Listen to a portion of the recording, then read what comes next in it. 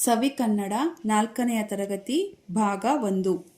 ಇದರಲ್ಲಿರುವ ಪಾಠ 5 ಅಜ್ಜಿಯ ತೋಟದಲ್ಲಿ ಒಂದು ದಿನ. ಈ ಪಾಠಕ್ಕೆ ಸಂಬಂಧಪಟ್ಟಂತಹ ಅಭ್ಯಾಸ ಪ್ರಶ್ನೆಗಳಿಗೆ ಉತ್ತರಗಳನ್ನು ಹೇಳುತ್ತೇನೆ. ಮೊದಲಿಗೆ ಪದಗಳ ಅರ್ಥ.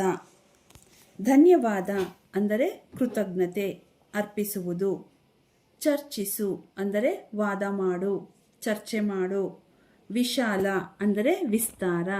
ಪ್ರಕೃತಿ ಅಂದರೆ ನಿಸರ್ಗ. ವಿಧಾನ ಅಂದರೆ ರೀತಿ, ಮಾರ್ಗ. ಹೆಕ್ಕು ಅಂದರೆ ಆರಿಸು.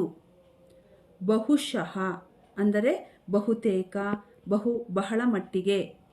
ಹಬ್ಬು ಅಂದರೆ ಹರಡು, ವ್ಯಾಪಿಸು. ತೋಡು ಅಂದರೆ ಅಗೆ, ಬಗಿ, ಹಳ್ಳ ಮಾಡು ಎಂದರ್ಥ. ಟಿಪ್ಪಣಿ. ಮಲೆನಾಡು ಅಂದರೆ ಪಶ್ಚಿಮ ಘಟ್ಟಗಳಿಂದ ಕೂಡಿದ ಕರ್ನಾಟಕದ ಭೂಭಾಗ. ಪೈರು ಅಂದರೆ ತೆನೆ ಕೊಡುವ ಬೆಳೆ. ನೊಗ ನೇಗಿಲನ್ನು ಎಳೆಯಲು ಎತ್ತಿನ ಕತ್ತಿನ ಮೇಲೆ ಇಡುವ ಉದ್ದವಾದ ಮರದ ದಿಂಡು. ನೇಗಿಲು ಭೂಮಿಯನ್ನು ಉಳುವ ಸಾಧನ. ಯಂತ್ರ ಕೆಲಸ ಮಾಡುವ ಸಾಧನ. ಸೂಕ್ಷ್ಮ ಅತ್ಯಂತ ಚಿಕ್ಕದಾಗಿರುವಂತಹುದು. ತೋಟಗಾರಿಕೆ ತೋಟವನ್ನು ಬೆಳೆಸುವುದು. ಅಂತರ್ಜಲ ಅಂದರೆ ಭೂಮಿ ಒಳಗಿನ ನೀರು. ಬದು ಅಂದರೆ ಹೊಲ ಗದ್ದೆಗಳ ಅಂಚಿನಲ್ಲಿ ರಚಿಸಿದ ಮಣ್ಣಿನ ದಂಡೆ. ಹೊಂಡ ಅಂದರೆ ನೀರು ತುಂಬಿದ ತಗ್ಗು ಪ್ರದೇಶ. ಅಭ್ಯಾಸ ಪ್ರಶ್ನೆಗಳು.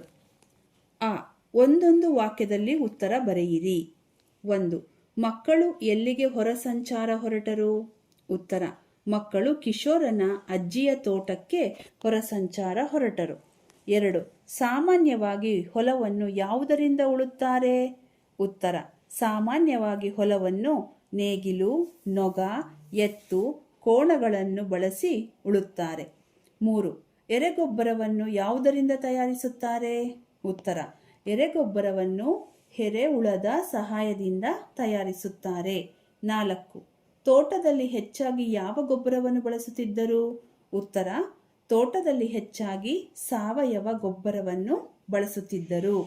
5. ಶೀಲಾ ಅಜ್ಜಿಯ ಮನೆಯ ಅಂಗಳದಲ್ಲಿ ಯಾವ ಯಂತ್ರವನ್ನು ನೋಡಿದಳು? ಉತ್ತರ: ಶೀಲಾ ಅಜ್ಜಿಯ ಮನೆ ಅಂಗಳದಲ್ಲಿ ಗದ್ದೆ ಉಳುವ ಯಂತ್ರವನ್ನು ನೋಡಿದಳು.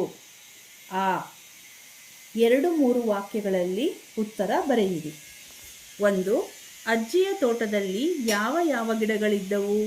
ಉತ್ತರ: ಅಜ್ಜಿಯ ತೋಟದಲ್ಲಿ ಬಾಳೆ, ಅಡಿಕೆ, ತೆಂಗು, ಕಾಳುಮೆಣಸು, ಕಾಫಿ, ಏಲಕ್ಕಿ ಗಿಡಗಳಿದ್ದವು. 2. ಉಳುಮೆಯ ಬಗ್ಗೆ ಗುರುಗಳು ನೀಡಿದ ವಿವರಣೆ ಏನು? ಉತ್ತರ: ಉಳುಮೆಯ ಬಗ್ಗೆ ಗುರುಗಳು ಗದ್ದೆಗಳನ್ನು ಉಳಲು ಹಿಂದೆ ನೇಗಿಲು, ನೊಗ, ಎತ್ತು, ಕೋಣಗಳನ್ನು ಬಳಸಿ ಹೊಲ ಉಳುತ್ತಿದ್ದರು. ಆದರೆ ಈಗ ಹೊಸ ಯಂತ್ರಗಳನ್ನು ಬಳಸಿ ಹೊಲ ಉಳುತ್ತಾರೆ ಎಂದು ಗುರುಗಳು ವಿವರಣೆ ನೀಡಿದರು. 3. ಇಂಗುಗುಂಡಿಯ ಪ್ರಯೋಜನಗಳೇನು? ಉತ್ತರ: ಇಂಗುಗುಂಡಿಯ ಪ್ರಯೋಜನವೆಂದರೆ ಇಂಗುಗುಂಡಿಗಳ ಮೂಲಕ ಮಳೆಯ ನೀರನ್ನು ಇಂಗಿಸಿದರೆ ಭೂಮಿಯಲ್ಲಿ ಅಂತರ್ಜಲ ಹೆಚ್ಚುತ್ತದೆ. ಬಾವಿಯಲ್ಲಿ ನೀರು ಎಂದೂ ಕಡಿಮೆಯಾಗುವುದಿಲ್ಲ. ವಾಕ್ಯದಲ್ಲಿ ಬಿಟ್ಟಿರುವ ಸ್ಥಳಕ್ಕೆ ಸರಿಯಾದ ಪದ ತುಂಬಿ. 1. ಕಿಶೋರನ ಅಜ್ಜಿಯ ಮನೆ ಬೆಟ್ಟದ ತಪ್ಪಲಿನಲ್ಲಿದೆ.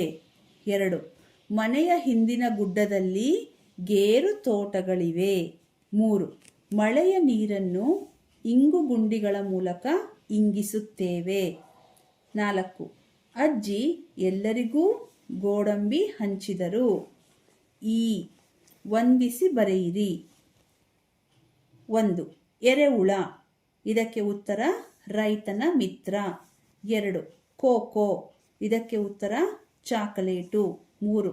ತೆನೆ, ಇದಕ್ಕೆ ಉತ್ತರ ಭತ್ತ. 4. ಮಳೆ ಕೊಯ್ಲು, ಇದಕ್ಕೆ ಉತ್ತರ ಅಂತರ್ಜಲ. 5. ಹಟ್ಟಿ ಗೊಬ್ಬರ, ಇದಕ್ಕೆ ಉತ್ತರ ಸಾವಯವ ಗೊಬ್ಬರ. ಭಾಷಾ ಚಟುವಟಿಕೆ. ಕೊಟ್ಟಿರುವ ಪದಗಳನ್ನು ಬಳಸಿ ಸ್ವಂತ ವಾಕ್ಯ ರಚಿಸಿ. 1. ಕಿರುಚು, ನಾನು ಮನೆಯಲ್ಲಿ ಇಲಿಯನ್ನು ನೋಡಿ ಕಿರುಚಿದೆ. 2. ಹೊರ ಸಂಚಾರ. ನನಗೆ ನನ್ನ ಸ್ನೇಹಿತರ ಜೊತೆ ಹೊರ ಸಂಚಾರ ಹೋಗುವುದೆಂದರೆ ತುಂಬ ಇಷ್ಟ. 3. ಆರೈಕೆ. ನನ್ನ ಅಮ್ಮ ನನ್ನನ್ನು ತುಂಬ ಪ್ರೀತಿಯಿಂದ ಆರೈಕೆ ಮಾಡುತ್ತಾರೆ. 4. ಹುಲುಸಾಗಿ. ಸಾವಯವ ಗೊಬ್ಬರ ಬಳಸಿದರೆ ಹುಲುಸಾಗಿ ಬೆಳೆ ಬೆಳೆಯುತ್ತದೆ. ಗುಂಪಿಗೆ ಸೇರದ ಪದ ಆರಿಸಿ ಬರೆಯಿರಿ. 1. ತೆಂಗು, ಅಡಿಕೆ, ಬಾಳೆ, ಭತ್ತ. ಇದರಲ್ಲಿ ಗುಂಪಿಗೆ ಸೇರದ ಪದ ಭತ್ತ. 2. ಮೊಲ, ಹಂದಿ, ಮುಂಗುಸಿ, ಚಿಟ್ಟೆ. ಗುಂಪಿಗೆ ಸೇರದ ಪದ ಚಿಟ್ಟೆ. 3.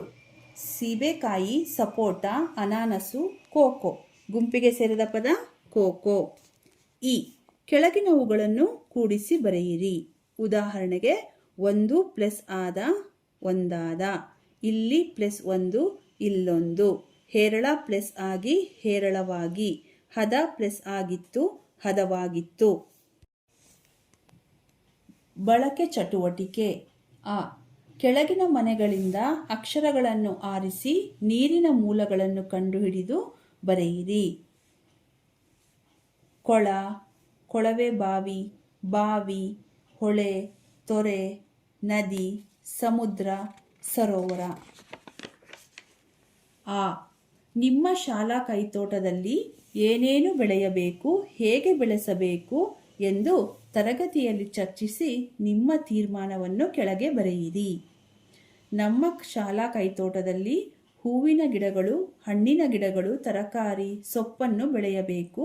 ಮೊದಲು ಕೈತೋಟದ ಜಾಗವನ್ನು ಸ್ವಚ್ಛಗೊಳಿಸಿ ನೆಲವನ್ನು ಸಡಿಲಗೊಳಿಸಬೇಕು. ನಂತರ ಗಿಡಗಳನ್ನು ಬೆಳೆಸಿ ಪ್ರತಿದಿನ ನೀರನ್ನು ಹಾಕಬೇಕು. ಆಗಾಗ ಗೊಬ್ಬರವನ್ನು ಹಾಕಬೇಕು. ನಮ್ಮ ಶಾಲೆಯಲ್ಲಿ ರೈತನೊಬ್ಬನನ್ನು ಸನ್ಮಾನಿಸುವ ಸಮಾರಂಭದ ಮುಖ್ಯ ಅತಿಥಿಯಾಗಿ ನೀನು ಮಾಡುವ ಭಾಷಣವನ್ನು ಇಲ್ಲಿ ಬರೆ. ಅನಂತರ ತರಗತಿಯಲ್ಲಿ ಶಿಕ್ಷಕರೆದುರು ಭಾಷಣ ಮಾಡು. ಉತ್ತರ: ವೇದಿಕೆಯ ಮೇಲೆ ಕುಳಿತಿರುವ ಗಣ್ಯ ವ್ಯಕ್ತಿಗಳಿಗೆ ಹಾಗೂ ಇಲ್ಲಿ ನೆರೆದಿರುವ ಎಲ್ಲರಿಗೂ ನನ್ನ ನಮಸ್ಕಾರಗಳು. ರೈತರು ದೇಶದ ಬೆನ್ನೆಲುಬು. ದೇಶದ ಅಭಿವೃದ್ಧಿಗೆ ರೈತರ ಪಾತ್ರ ಬಹಳ ಮುಖ್ಯ. ರೈತರು ಶ್ರಮಜೀವಿಗಳು. ಆದರೂ ಅವರ ಆರ್ಥಿಕ ಪರಿಸ್ಥಿತಿ ಕಷ್ಟಕರವಾಗಿದೆ. ರೈತರ ಸಮಸ್ಯೆಗಳನ್ನು ಬಗೆಹರಿಸಬೇಕು. ರೈತರು ಬೆಳೆದ ಬೆಳೆಗೆ ಉತ್ತಮ ಬೆಲೆಯನ್ನು ನಿಗದಿಪಡಿಸಬೇಕು. ಗೆಳೆಯರೊಂದಿಗೆ ಚರ್ಚಿಸಿ ಉತ್ತರಿಸಿರಿ. 1. ನಿನ್ನ ಶಾಲೆಗೆ ಜಮೀನು ಕೊಟ್ಟರೆ ನೀನೇನು ಮಾಡುವಿ?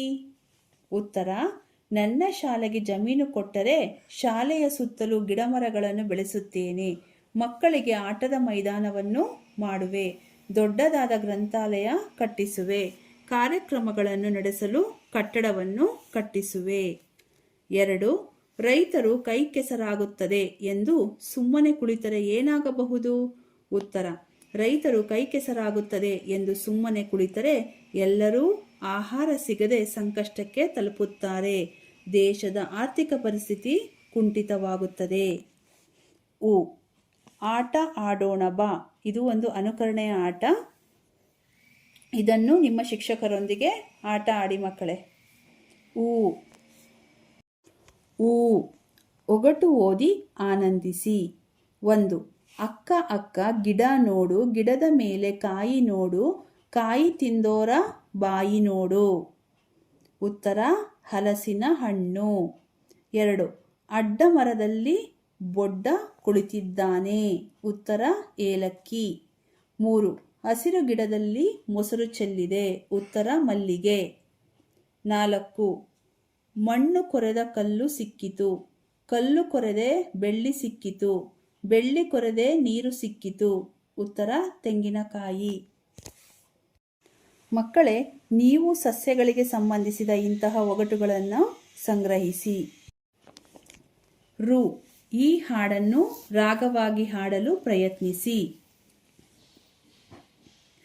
ಬೀಜವನ್ನು ಬಿತ್ತುವ, ಗಿಡಗಳನ್ನು ಬೆಳೆಸುವ, ಸುಜಲಭರಿತ ದೇಶವನ್ನು ಸುಫಲವಾಗಿ ಮಾಡುವ, ತೆಂಗು ಕಂಗು ಸಸಿಗಳ, ತಾಳೆ ಬಾಳೆ ಮರಗಳ ಭಂಗವಿಲ್ಲದಂತೆ ಬೆಳೆಸಿ ಅಧಿಕ ಫಲವ ಪಡೆಯುವ, ಮಾವು ಹಲಸು ನೇರಳೆ, ಲಿಂಬೆ ದ್ರಾಕ್ಷಿ ಪೇರಳೆ, ಸೇಬು ಚಿಕ್ಕು ಕಿತ್ತಳೆಗಳ ನಾವು ನಾವೇ ಬೆಳೆಸುವ, ಬದನೆ ಸೌತೆ ಕುಂಬಳ ಹೀರೆಕಾಯಿ ಪಡುವಲ ಮುದದಿ ನಾವು ಗೆಣಸು ಮೆಣಸು ಹರಿವೆಗಳನ್ನು ಬೆಳೆಸುವ ವಿವಿಧ ಧಾನ್ಯ ಬೆಳೆಗಳ ಕಾಯಿ ಪಲ್ಯ ಸಸಿಗಳ ವಿವಿಧ ರೀತಿಯಲ್ಲಿ ಬೆಳೆಸಿ ಅಧಿಕ ಫಲವ ಪಡೆಯುವ ಅಧಿಕವಾಗಿ ಬಿತ್ತುವ ಅಧಿಕವಾಗಿ ಬೆಳೆಸುವ ಅಧಿಕ ಫಲವ ಪಡೆಯುತ್ತೆಲ್ಲ ತೃಪ್ತಿಯಿಂದ ಬಾಳುವ.